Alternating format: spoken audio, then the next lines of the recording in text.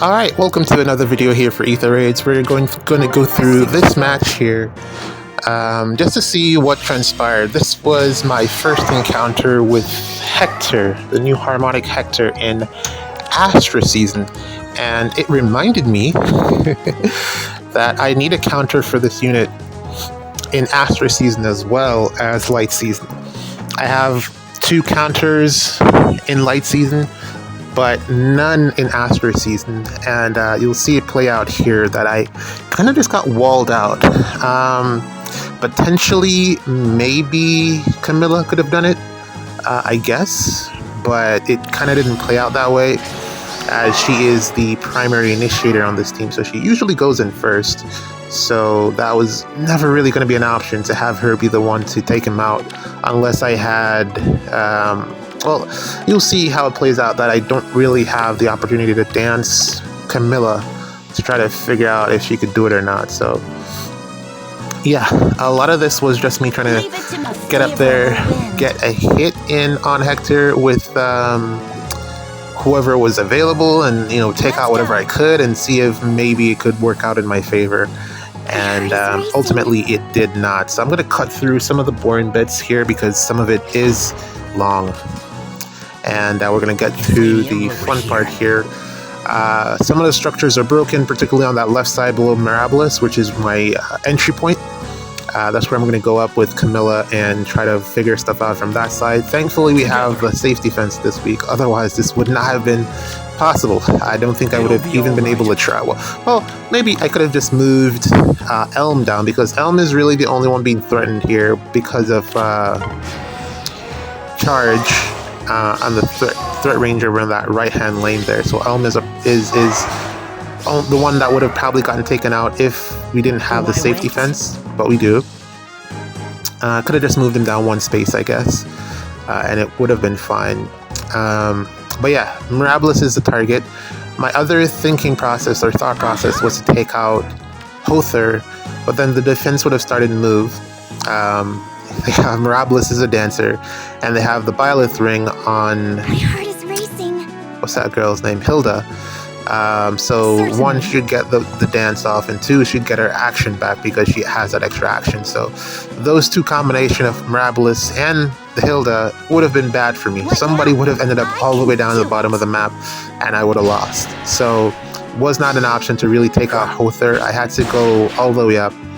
And try to figure it out from there. Tanking this was also, like, if you have a strong tank, you could probably try to figure out it that way, but I don't have any team set up for tanking anymore in general. Like, none of my teams are set up for tanking because it's just so inconsistent as it relates to it being a viable strategy to clearing maps. Like, you'll just put your tank out there and think you're all set up, and you'll just blow up and die, like, immediately. So it's really not the best strategy, I would say, for Ether Raids at the moment. Yes, I mean, if you have like a plus 10 invested, let's say Harmonic Ike, or, well, actually, no, I wouldn't recommend going for a slow tank. You want to go for a fast tank. So maybe like a Ryoma, Fjorm, or even Byleth. Maybe even the new Celica could fit that role as well. They're all pretty fast. You don't want to go slow because you're guaranteed to get doubled. And getting doubled is bad. So yeah, fast tank. Alencia. Oh, someone cleared my map with an Alencia. So yeah, speed is important. You don't want to get doubled. So it's definitely possible to do it with fast tanks, but not with slow tanks. The thing about fast tanks is they have to lose the speed check, and it's kind of hard because there's so many ways to make your fast tanks faster. And once they win the speed check, then they're probably not going to get doubled because they have no follow-up from some external source, and that's usually good enough. Together. But yeah, there you go. Camilla got stranded. Miscalculation there because I initiated on the grass terrain, which had cancer control in it, and I forgot about that, admittedly, because I would have been able to get an extra action out of Camilla with the Byleth ring. But again, miscalculation there. But I don't think it would have mattered. It only would have mattered, or I think it only affected the game in terms of whether or not Camilla was able to take out Hector. And I don't think she was going to be able to with only 1 hit, because she's not going to get the desperation off because Hector has built-in Hardy Bearing, I believe. and there's no way she's gonna one-shot him. I don't believe that. Well, at least I haven't seen it from, checks that I've made in testing. She wasn't able to do it, at least not when he's like fully supported. And he's definitely the one that needed to go here for any of this to work. And then not only would we need to take out him, we'd also need to take out what's his face, Ike. And that is also something that I was not able to do. So those are two loss or win conditions that I was not able to meet. None of those two things work. We had Edelgard coming in on the third turn here as the bonus unit, and I was pretty much spending the majority of turn 3 trying to figure out how to get Edelgard up here and to have her make some type of substantial impact on the game. It's good to have her come in because of the charge. It's bad to have her come in because of how far she has to come from just to get all the way to the top of the map. Not that she can't do it, she can, it's just sometimes it's a bit of a struggle if you're trying to figure that out while trying to figure out how to clear the map at the same time. It's a lot of thinking that I just don't want to be doing for a game mode that should be just a bit easier. Lynn here is on pretty much all of my Astra season teams because she has become like my go-to in terms of just being able to clear these defenses nowadays. She's just being able to hit without moving has become more valuable now than ever before. Like, it was good when the safety fence was at its peak, and I guess we're still kind of in the safety fence meta to some extent, but it is really good now because of being able to pick off specific units and then shut down whatever is left via Heimdallr, via ice, terrain, anti-warping, Sathers, a lot of options to just stop things that are potentially threatening to you. So yeah, it just makes it increases Lynn's value tremendously, and I found myself using her quite a bit for Astra season since I want to say last 2 weeks. I have been using her before, but I feel like I'm leaning on her more now, more than ever. Leaning on her more than ever now, and she's still able to do quite well into certain matchups. You just gotta, Elm undefended, certainly, whichever target you want to remove, and then figure it out from there. There's still going to be an entry point. There's always going to be someone that you can pick off in the front row, unless you're coming against someone that really knows what they're doing in terms of building defenses. But even then, Lynn can sometimes still do it. And like I said before, we're seeing less Freyr in the meta, and even if he was, it's just undefended isn't really something that you can stop when it's mid-turn, and I don't really know what IS is going to do about that, because the mid-turn debuffs are getting kind of out of hand, or outrageous, in the sense that it swings so many matchups into the offense's favor or defense's favor, whichever is initiating, that I'm feeling like we're going to be getting a counter at some point to these mid-turn debuffs. We're going to get a unit that's going to last a really long time, and it's just going to be a game changer. You're seeing here, I was really banking on Byleth to be able to maybe do something about Hector, but he also failed. I had zero faith in this Valley that she'd be able to do anything, even though she's a green unit. As you saw earlier, she absolutely was useless when trying to initiate into Hector there, just flat out dies. Thor here, I had maybe some hopes that the armor effectiveness would help out, but it doesn't look like anything is happening there. And then we have the Ike of it all. Zero plan to be able to take out Ike.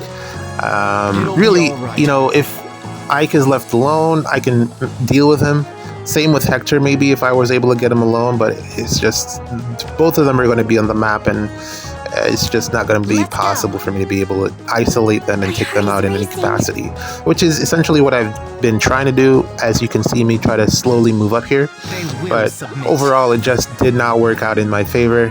I want to say this is a well-built defense, primarily with the positioning of Hilda. If I was able to take out Hilda, this would have been GG's, because no one else would have been able to really reach me. You would only need to take out the Dancer, Mirabilis, and Hilda, and then the opposing defense can't really, it would essentially demolish their mobility.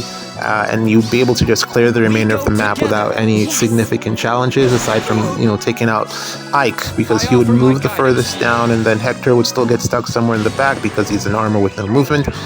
And then once you can deal with Ike, the rest of the map is pretty easy. And also, I don't have any real counters to Ike this week, which is something else I noticed. Because the units that are good or strong enough to take out, you know, the bulkier meta units, I've put them all on defense because that's where I need them. And I just can't be bothered to spend the extra blessings, which I noticed lately that I've been missing some of these additional blessings because I've been playing less days consecutively. You need to play like 6 days back to back to get all of the rewards for Ether raids, daily wins. And I've been missing it, you know, days back. Like I missed 3 days, and then I missed another 2, so I end up not getting the full rewards. So I don't get the blessings that are at the end of each season, which is unfortunate. It means that you got to play a match every day, and sometimes I just don't do that lately.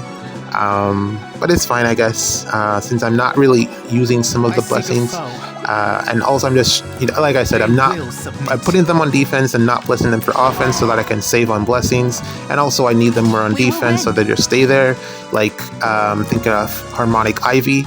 She's really good against like Ike and stuff, and probably could do something about Hector, although I doubt it, because, you know, 2 hits, miracle, he dies because he's blue. So that's probably not a helpful option either. But yeah, I was also hoping that this Edelgard could do something as well. But as you can see, another unit that's absolutely useless into this Hector. I mean, she did some damage, but she does not kill, which is unfortunate because I really needed her to be able to kill there. If she was, then I would have been able to win here. Also, to be stated that I really dislike Strat Flame, or no, not Strat Flame, the C skill, Armored Assault or whatever it's called, because it's just not pass. I mean, it's as close to pass as you can get without it being pass, and pass is just really good. That's what you need. And until they give Edelgard pass, you're just better off running the Celica Ring on her and swapping out the C skill for something else. I think the C skill that she comes with gives some amount of true damage, but I mean, surely there's something else that you can run there that is going to be better.